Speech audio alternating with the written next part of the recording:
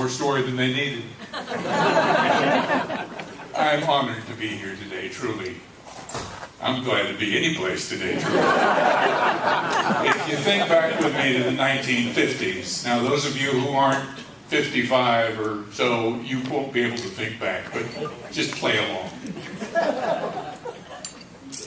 Every show then had a theme song. I mean, we started with a record that we identified with. Mine happened to be Free For All by Earl Bostic. By then, by the way, we weren't playing 78 records anymore. We actually had 45s. And we also had just graduated to tape recorders. Almost all the spots on my show were live, and I did them all. My morning show had the incredible starting time of 7:35. That's a win. And we went to 8:45. Afternoon show was 2 to 5. Did that both shows every day of the week, Monday through Friday. In fact, on Saturday too, excuse me. My memory is gone. Saturday as well. Sundays, I only did 12 to 2. At KWBR, we didn't have a program director. In fact, we didn't even have a playlist. I played what I wanted. And was constantly just checking with our listeners to find out what they wanted, because truly, music was the only reason I was there. It was the most important thing. I actually went to the music distributors every week, both in San Francisco and Oakland, and picked up my new records. And that was before they had record promotion people that came around the station. Men and finally, even women did that. I used to play the top 3 of the day. I mean, we took telephone calls. I took telephone calls. The office didn't do it. I had my own phone. I paid for it. It was in the control room. I took votes all through the show. And the last 3 songs of the day before 5 o'clock, we played the top 3. People thought it was a neat deal. So did I. I loved it. But it gave me lots of information about what they wanted to hear. And I loved it. I also started a special feature on holidays. In those days, we didn't have any idea about a format, including old records. I mean, anytime. Which, of course, Bill Drake and everybody else finally decided how to put them in once an hour, twice an hour, whatever. But at that time, they just went on the shelf in the back room. We were playing all the newest stuff right now. So when a holiday came along, we didn't play any new records. Played all oldies, and we called them dusty records. It was a big hit at the time, surprisingly enough, but that's the way we did it. I used to take calls from sponsors when I was on the air. And they would say, you know, I need a commercial today. So I'd just write it on the log. I'd ad-lib the spot. On the weekend, I'd stop by and pick up the money, turn it in the office on. That's the way we did it.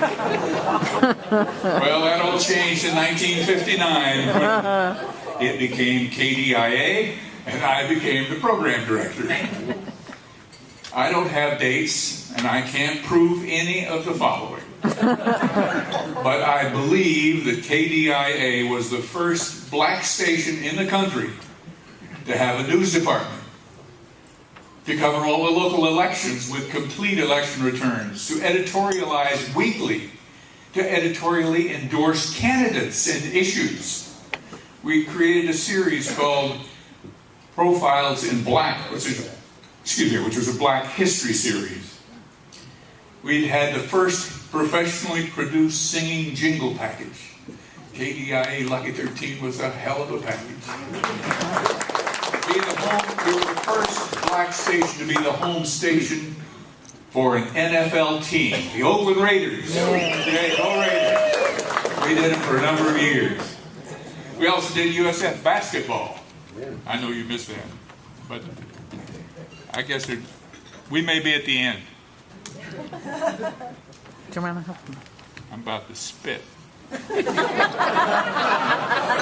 right, you think I could remember some of this, but I'm old, okay? Finally, I'd like to thank Big Don Barksdale. Yeah. I want to do so because he saved me from years of embarrassment. When I was going to make my first public appearance as a disc jockey, Don Barksdale took me aside and he said, "Bill, don't tap your feet to the music." And I said, "Why?" He says, "Because you're tapping on the wrong beat." You talk about starting off on the wrong foot. I love my life in radio. I love being a disc jockey. I love the blues. God, I love the blues. In the mid-1950s, Guitar Slim had a tremendous blues hit called "The Things That I Used to Do." Well, like most blues lyrics, he pleads his case. He says he's changed, you know. Please take him back. Things are going to be different. His opening line seems to clearly express my feelings today as I look back on my incredibly happy life in radio and what I get to do now. I won't sing, for which you can clearly be thankful. That probably was the only applause line in this. But the lyric, after an opening guitar riff, gets right to the heart of the problem, followed by the sad truth. The things that I used to do, baby, Lord, I don't do them no more. Thank you.